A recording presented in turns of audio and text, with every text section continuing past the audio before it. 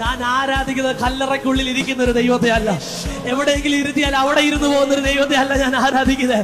കണ്ണ് ഉണ്ടായിട്ടും എന്നെ കാണാത്തൊരു ദൈവത്തെ അല്ല ഞാൻ ആരാധിക്കുന്നത്. കാതുണ്ടായിട്ടും എന്നെ കേൾക്കാത്തൊരു ദൈവത്തെ അല്ല ഞാൻ ആരാധിക്കുന്നത്. ഞാൻ ആരാധിക്കുന്നത് എന്നെ കാണാൻ കഴിയുന്ന, എന്നെ കേൾപ്പാൻ കഴിയുന്ന, എന്റെ ഭാരങ്ങളിൽ ഇടപെടാൻ കഴിയുന്ന, എനിക്ക് വേണ്ടി ഞാൻ പ്രാർത്ഥിക്കുമ്പോൾ ഇറങ്ങി വരാൻ കഴിയുന്ന, എന്റെ രോഗശയ്യയിൽ കൂടെ ഇരിക്കുന്ന ഒരു ദൈവത്തെ ഞാൻ ആരാധിക്കുന്നത്. ഹല്ലേലൂയ. ഉത്തമ ബോധ്യമുള്ള ദൈവങ്ങൾക്കായി ഞാൻ കർത്താവിനെ സ്തുതിക്കാം. ഇത് സഹിക്കാൻ പറ്റാതെ ഞാൻ ഒരു ഡോക്ടറെയും കണ്ടില്ല, ഒരു ഡോക്ടറെ അടുത്ത് പോയില്ല. കാരണം എനിക്കറിയാം, ഞാൻ ഡോക്ടറെ അടുത്ത് പോയാൽ നമുക്കൊന്നും വേണ്ട. ഡോക്ടർമാർ വേണം, നേഴ്സസ്മാർ വേണം, എഞ്ചിനീയർമാർ വേണം, എല്ലാം വേണം. ഞാനും ഒരു എഞ്ചിനീയറാണ്, സോ നമുക്കെല്ലാം വേണം. പക്ഷേ ഇതിൽ ഇവർക്കെല്ലാം പരിഹാരം കാണാൻ പറ്റുന്ന ഒരു ലിമിറ്റ് ഉണ്ട്.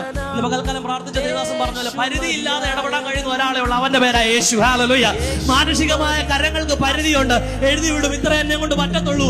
ഇനി അവസാനവും യേശു മാത്രമാണ്. വൈദ്യശാസ്ത്രം പറയും ഇനി ഒരു രക്ഷയില്ല, വല്ല ചെയ്യാൻ പറ്റുമെങ്കിൽ അവന് മാത്രമേ പറ്റൂ. യെസ്, അവനെ നമ്മൾ ആശ്രയിക്കുന്നത്. നമ്മളുടെ ആദ്യത്തെ ഹോപ്പ് യേശുവാ. മനസ്സിലാകുന്നുണ്ടോ? നമ്മളുടെ ആദ്യത്തെ ഉത്തരം യേശുവാ. നമ്മളുടെ പ്രശ്നങ്ങളുടെ ആദ്യത്തെ ഉത്തരം യേശുവാ. ഹല്ലേലൂയ. അവസാനമല്ല യേശുവിന്റെ അടുത്ത് പോകുന്നത്, നമ്മളുടെ ആദ്യത്തെ ഉത്തരം യേശുവാ. ഹല്ലേലൂയ. അങ്ങനെയെങ്കിൽ ഇന്ന് പകൽക്കാലം ആരാധിക്കും എത്ര പേർ വിശ്വസിക്കുന്നു?